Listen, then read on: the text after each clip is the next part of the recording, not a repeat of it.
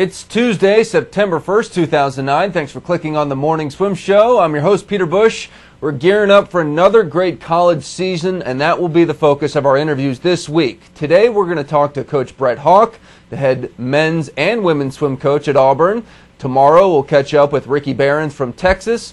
Then on Thursday, we'll talk to the American who had the fastest time in the 1500 free this summer, Chad LaTourette. We'll ask him about his swims at the World University Games and how he's preparing for his sophomore year at Stanford. And then on Friday, we'll talk to Randy Horner, the head coach at the University of New Orleans, about their new pool 4 years after Hurricane Katrina wiped out the old one.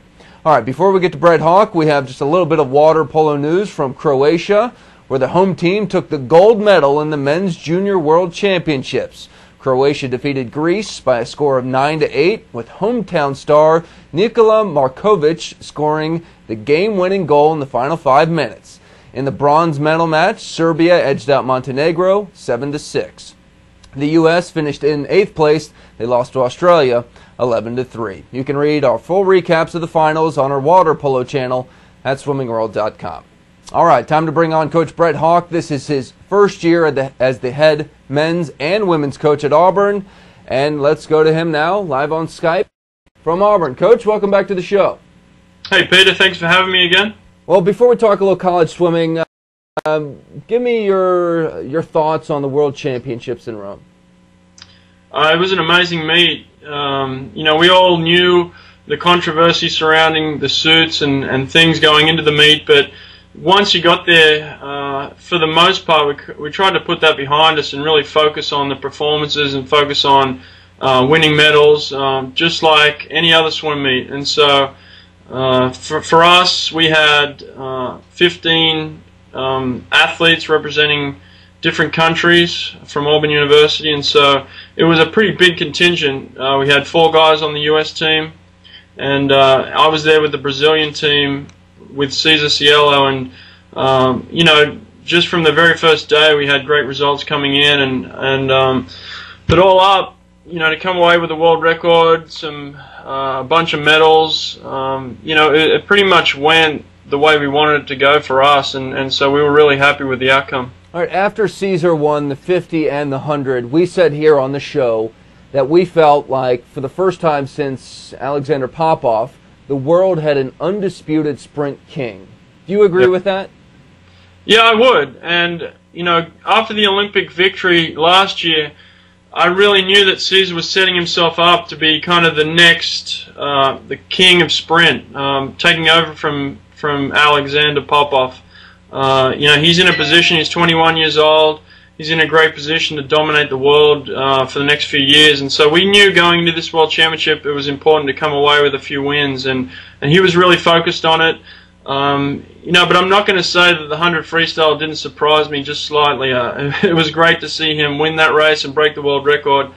If I had been a betting man, I would have said that I would have put money on him breaking the 50 world record ahead of the 100, but he came away with the win in that, and it was just a phenomenal performance. How about your other star swimmer, post-grad, we're talking about, Fred Bousquet? He had a great meet as well, but does he risk now being overshadowed by Cielo? I think everybody, has knowledge of being overshadowed by him now. I think he's just in a position to dominate for the next few years, and so he's very confident. The more he wins, the more confidence he gets, and now he's got a world record under his belt. He's going to be tough to beat. But in saying that, Fred's a tough competitor, and Fred is an exceptional athlete in his own right. He's a world record holder still. He held on to that world record, which was great to see. And he got beaten by a fraction of a second at the World Championship. So, Fred's going to be around for a few more years, and he's going to be a contender come London. How do you balance having those guys who are post-grads and mixing them into the college team? Do they have a separate workout, or are they in the same pool at the same time? Yeah, we went with a separate workout for most of this last year. They're just in a different system. They do a lot more recovery because they're older athletes, they're bigger muscled athletes, and so and then some of the work they were doing was just completely different to the college team. So we tried to break it up as much as we possibly could, and there was only a very few workouts where the teams were actually together. But at the same time, you know, those guys still live in Auburn, and they're still a part of our team in the grander scope, and so that they're always having an influence on the other swimmers. But you know, we do try and specialize in what we do, and those guys were really focused on the World Championships at that point in time. All right, this must be an exciting year for you. It's your first year as the official head coach of both the men and the women. Do you feel any different? Is the challenge any greater, or how do you enter this season? I'm not sure if the challenge is greater. I'm always wanting to be the best. I always want my team to be the best, and that's always a great challenge. There are great teams out there and great coaches out there, and so, you know, we're just trying to stay focused on what we do, and I think that's what has gotten us to the point of where we are now. Is we're really focused on our own performances and how we go about business, and so. It's great to know that there are competitors out there, but we're not focused on them. We're really focused on just getting the job done here, and we have a great young staff with Paul Yetta now, and Aaron Charler and Richard Long and Kerry McCambridge, and so we feel very balanced in our staff, and we feel very good about the future. You know, you've always said that you are big on mental preparation. How do you do that this year, knowing that the kids are going to have to go back to wearing the old school swimsuits? And times might be a little bit slower than in years past. You know, again, we're not really focusing on going slower. We're focusing on going faster, and that's a real mental challenge in on itself. And so, you know, I'm not trying to take a step backwards. I'm always trying to take a step forward. And so the challenge for these guys is, how do you swim as fast as you did last year without the suits? And that's what we're focused on. We're not focused on swimming slower, and so. And I think the NCAA has come out and kept the A cuts as the same as they were last year, and so that's a great challenge for us to say, all right, it's been thrown out there by the NCAA, now let's go out there and get some times, and so that's where our focus is right now.